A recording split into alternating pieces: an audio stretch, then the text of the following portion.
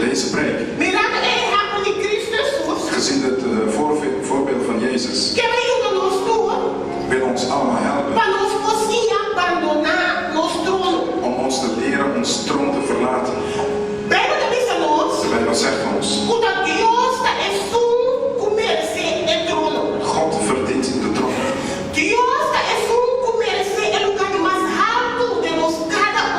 God verdient de hoogste plaats in ieder zijn leven. Vaak begrijpen de mensen niet dat je een troon in jouw leven kan hebben. Je kan een zekerheidsplaats hebben in jouw leven. In plaats van onafhankelijkheid in jouw leven. In plaats van eer in jouw leven.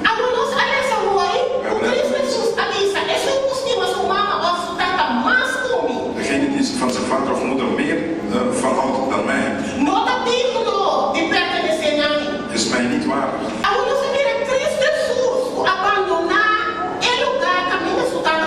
Jezus verliet de plek waar zijn vader was. De plaats waar hij wist dat alles oké was.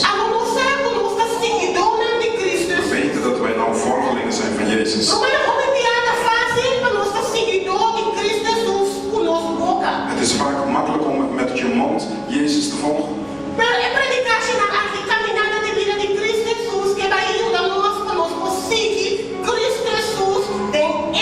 Maar deze serie preken, de wandeling van Jezus Christus, wil ons brengen naar daden. In alles wat wij doen. Want Jezus heeft het allemaal gedaan. Jezus zei niet, nee, ik ga van mijn troon weg.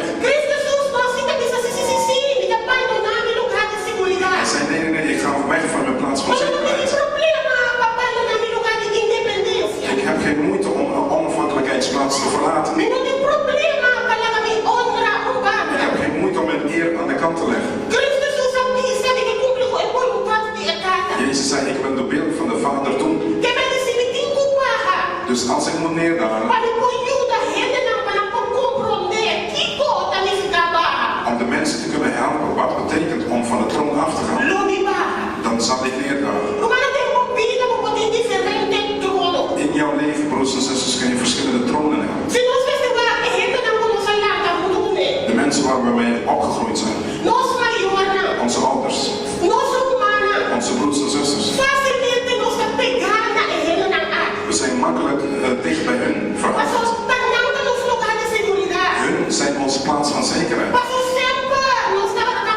Want we waren altijd met hun. Ze stonden altijd klaar voor ons. Dus hun zijn alles voor ons. Maar het woord zegt ons. En toen Jezus kwam, zei hij, degene die zijn vader en moeder meer dan mij houdt, is niet waardig bij mij te zijn. Met dit wil God ons laten zien. Het is niet de ouders. Het is niet onze familie. Zij hoeven niet op de troon te staan. Maar God wil op de troon staan.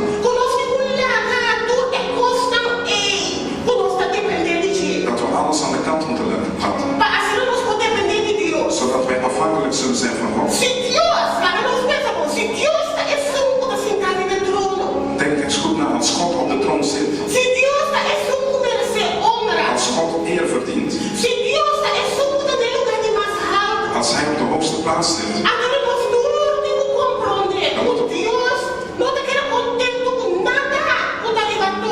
Dan moeten wij bedenken dat God niet blij is met niks wat op de troon staat. En ook moeten wij begrijpen. Alles wat iemand boven God stelt is een troon.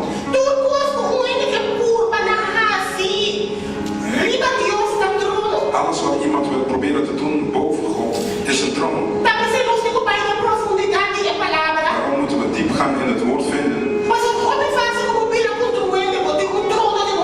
Je kunt makkelijk aan iemand vragen, heb je een troon in je leven? Of je kunt vragen, ja, wie is op de troon, jij of God?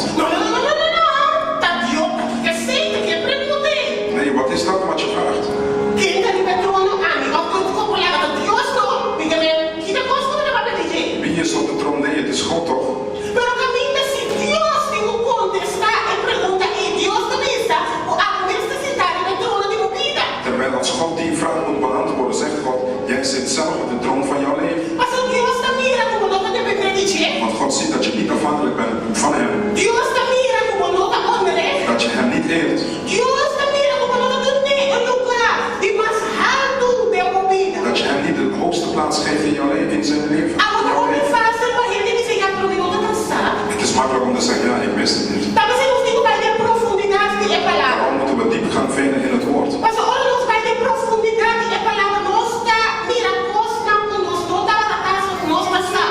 Als we diep gaan vinden in het woord, dan zien we dingen wat we nooit gezien hebben.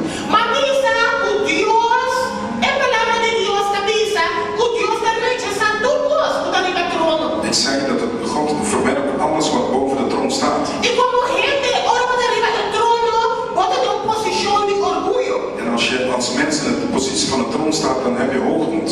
E Bíblia diz nós que Deus está rechaçar tudo é orgulhoso não. De Bijbel zegt dat God verwerpt alle hoogmoedigen. Pero Deus lo alza, tu estando da humilde de coração. God zal verhogen degenen die nederig van hart zijn. E acto é hecho, o Cristo Jesus arrasi, trata de hecho de humilhação. En het feit wat Jezus gedaan heeft, is iets van vernedering. Mas nós imaginamos o você que tem alianado. Kun je je voorstellen, je weet dat wat daar staat. Você não tem mais nenhum esse. Je weet dat er niks boven dat is. Quanto de nós, ora nós temos caminho com nós saco, dessa que pessoa. Hoeveel van ons, als we ergens zijn, dan zeggen we, dit is het. Quando de nós começar, me saco dessa que pessoa. Hoeveel van ons kunnen zeggen, ja, ik weet dat dit is het. Me saco não tem mais nenhum essa Er aqui. zit niks meer beter dan dit. Pero me dá abandona essa aqui. Maar ik ga hiervan weg. Não. Quando rende, no momento que você pensa, essa aqui tá tudo. Als mens, als je denkt, dit is alles. Essa aqui tá meu lugar de segurança. Dit is mijn plek van Mas zekerheid.